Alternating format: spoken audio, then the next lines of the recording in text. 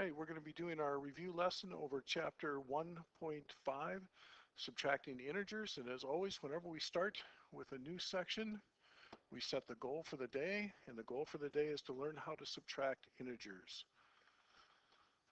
To subtract an integer, add its opposite or its additive inverse. In this case, we've got 4 minus 7, so I'm going to say that's equal to 4 plus a negative 7.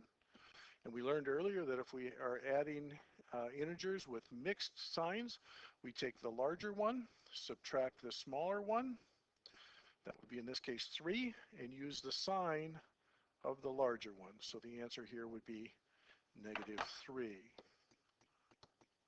With the algebra part over here, it's much the same thing. We're going to say a minus b is equal to a plus a negative b. We really can't go on and evaluate that because we don't know which integer is larger. We're going to find the quantity expressed by 2 minus 6.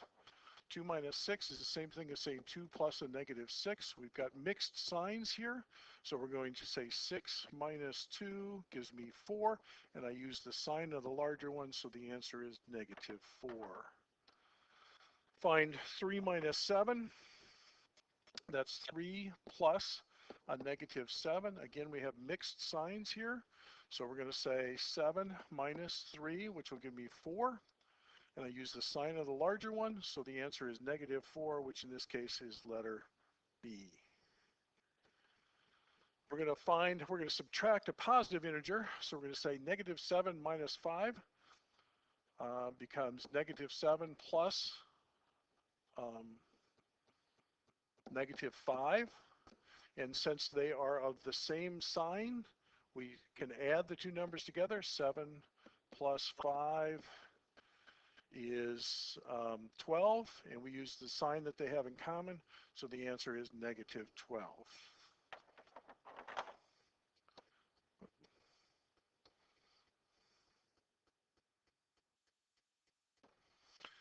Find a negative 6 minus 2, a negative 6 plus a negative 2.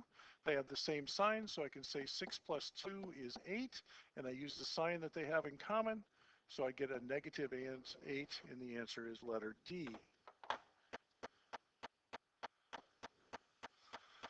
Subtract a negative integer. So in subtracting a negative integer, I've got 11 minus a minus 8. That's the same thing as saying 11 plus a negative 8. A negative 8 becomes a plus 8. So 11 plus 8 is 19.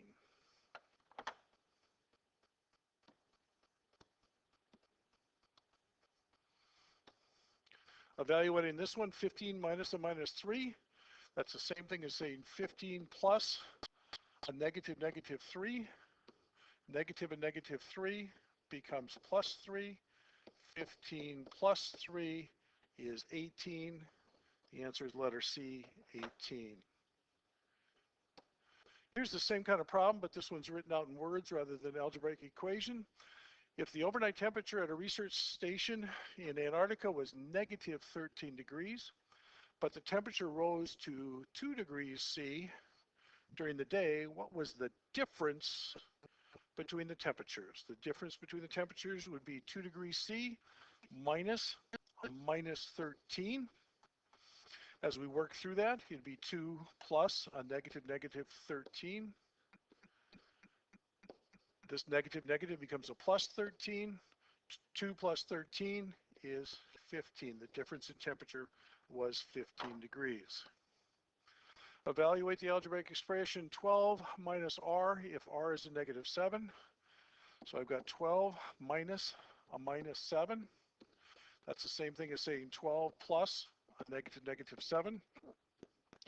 Negative, of course, becomes a positive. So 12 plus 7 is 19.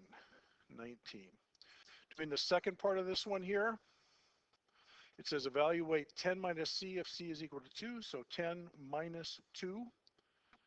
All right, that becomes 10 plus a negative 2.